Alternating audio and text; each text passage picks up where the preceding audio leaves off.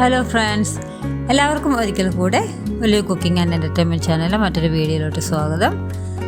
ഇന്ന് നമ്മൾ ഉണ്ടാക്കാൻ പോകുന്നത് ഒരു ഞണ്ട് കൊണ്ടുള്ളൊരു ഗ്രേവിയാണ്. കുറച്ച് നാളായിട്ട് വീഡിയോ ഒന്നും ഇടാൻ വേണ്ടി പറ്റിയില്ല, എല്ലാവരും ക്ഷമ ചോദിക്കുന്നു. കുറച്ച് എഡിറ്റ് ചെയ്യാനൊക്കെയുള്ള സമയം താമസം, അതുകൊണ്ടാണ് വീഡിയോ ഒന്നും ഇടാത്തത് കേട്ടോ. ഓക്കെ, അപ്പം ഇതുവരെ ഞങ്ങളുടെ ചാനൽ കാണാത്തവരാണെങ്കിൽ ഞങ്ങളുടെ വീഡിയോ വാച്ച് ചെയ്യുവാനും ലൈക്ക് ചെയ്യാനും സബ്സ്ക്രൈബ് ചെയ്യാനും മറക്കരുത്. നമുക്ക് അപ്പം ഞണ്ട് ഗ്രേവി എങ്ങനെ ഉണ്ടാക്കുന്നത് നോക്കാം. അപ്പം അതിന് വേണ്ടിയിട്ട് ഒരു ചീനിച്ചട്ടിയാണ്, ഒരു അത്യാവശ്യം വലിപ്പമുള്ളൊരു ചീനിച്ചട്ടി തന്നെയാണ് എടുത്തേക്കുന്നത്. അതിനകത്തേക്ക് ഞാനൊരു 50 മുതൽ 75 ml വരുന്ന എണ്ണ, നമുക്കൊരു ടേബിൾ സ്പൂൺ കണക്കി പറയുകയാണെങ്കിൽ ഒരു 5 ടേബിൾ സ്പൂണോളം എണ്ണ വേണ്ടി വരും. അതൊഴിച്ചു കൊടുത്തു.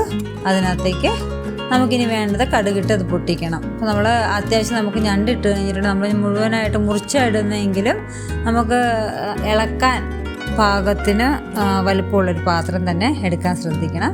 എങ്കിൽ നമുക്ക് എടുക്കാൻ വേണ്ടി പറ്റത്തില്ല. നമ്മൾ ഞണ്ട് മുഴുവനായിട്ട് ഇടുവാണെങ്കിൽ നമുക്ക് കുഞ്ഞി പാത്രമാണെങ്കിൽ നമുക്ക് വളരെ പാടായിരിക്കും നമുക്കൊന്ന് ഇളക്കിയെടുക്കാൻ വേണ്ടിയിട്ട്.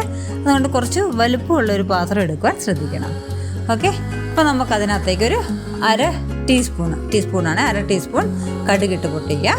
പിന്നെ നമുക്ക് ഒരു 3/4 ഇഞ്ച് നീളം വരുന്ന ഇഞ്ചി, അത് ഒരു നീളത്തിൽ അരിഞ്ഞിരിക്കുന്നത് നമുക്ക് ജസ്റ്റ് ഒന്ന് ചെറുതായിട്ടൊന്ന് വഴറ്റിയെടുക്കാം.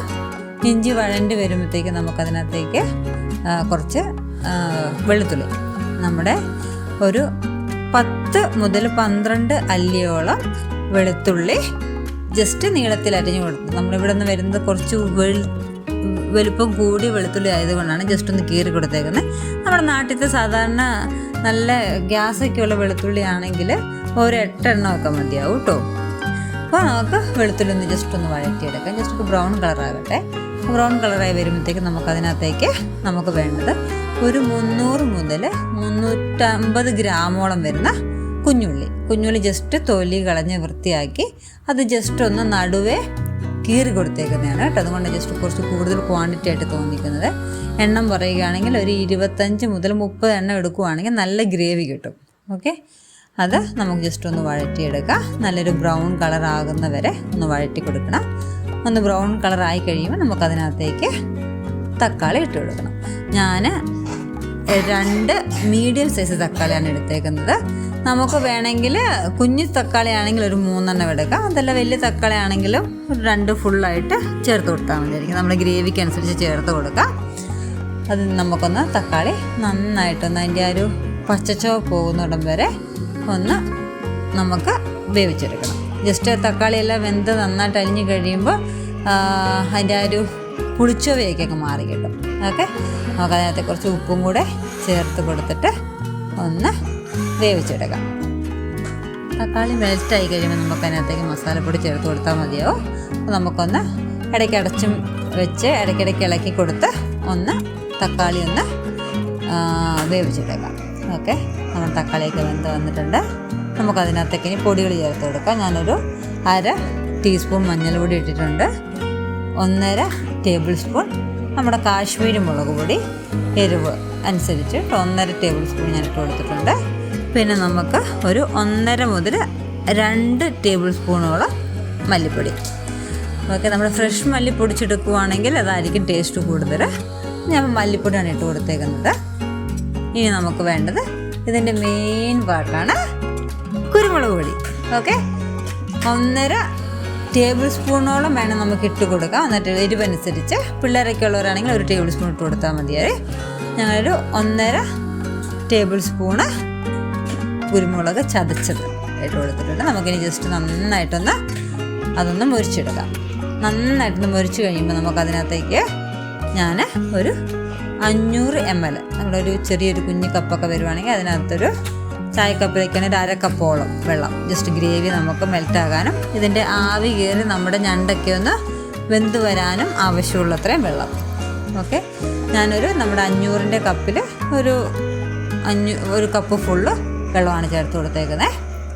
ഇനി നമുക്ക് നമ്മൾ കഴുകി വൃത്തിയാക്കി വെച്ചിരിക്കുന്നത് ഞണ്ട് ഇട്ട് കൊടുക്കാം. നമുക്ക് വേണമെങ്കിൽ ഇത് ചെറുതാക്കാം കേട്ടോ. നമുക്ക് നടുവേ ഒന്ന് ഒടിച്ചു കൊടുത്താൽ മതിയാവും. ഫുള്ളായിട്ട് ഇടണം എന്നില്ല. നമുക്ക് ഫുള്ളായിട്ട് ഇടുമ്പോൾ ഇളക്കാനൊക്കെ ഇച്ചിരി ഒരു ബുദ്ധിമുട്ടായിരിക്കും. അപ്പോൾ നമുക്ക് വീഡിയോ ഒക്കെ എടുക്കുമ്പോൾ ഒരു ഇതിന് വേണ്ടിയിട്ട് ജസ്റ്റ് മുഴുവനായിട്ട് ഇട്ടിട്ട് കൊടുക്കുന്നേ ഉള്ളൂ. നമുക്ക് ഇത് ഞണ്ട് ഇതിനകത്തേക്ക് ചേർത്ത് കൊടുത്തിട്ട് ഒന്ന് മിക്സ് ചെയ്തെടുക്കണം. നമ്മുടെ ഗ്രേവി ഒന്ന് മേലോട്ട് ഇടയ്ക്കിടയ്ക്കിടയ്ക്ക് കോരി ഒഴിച്ചു കൊടുക്കണം. എന്നാൽ ആ ഗ്രേവിനകത്തേക്ക് എടുത്തിട്ട് ഞണ്ട് മുങ്ങിക്കിടക്കാൻ അത്രയും നമ്മൾ വെള്ളം ഒഴിക്കുന്നില്ലാത്തതുകൊണ്ട് ഗ്രേവി ആയിട്ട് എടുക്കുന്നതുകൊണ്ട് ജസ്റ്റ് ഗ്രേവിക്കകത്തേക്കൊന്ന് ഗ്രേവി നമ്മുടെ ഞണ്ടിലോട്ടേക്കൊന്ന് പുരട്ടി കൊടുക്കണം. ഓക്കെ, ജസ്റ്റ് ഒന്ന് കോരി കോരി കോരി നമുക്ക് ഇളക്കാൻ ഇച്ചിരി ബുദ്ധിമുട്ടായിരിക്കും. പയ്യനൊന്ന് കോരി ഒഴിച്ച് ഒന്ന് മിക്സാക്കി എടുത്താൽ മതി.